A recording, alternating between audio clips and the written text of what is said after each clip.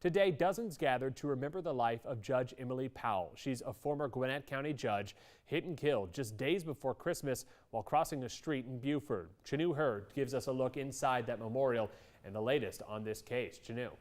Yeah, Ryan, people came together in Beaufort today for what they called a celebration of Powell's life. One of the speakers was her son. He says his mother was full of life, someone who created memories and treasures.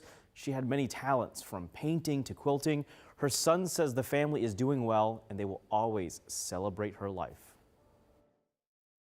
In the time I have today, I intend to celebrate her first life, which was abundant. She's one of my favorite subjects, and I know her very well. So this is one of my favorite things to talk about. I never get to talk about my mom in front of so many people.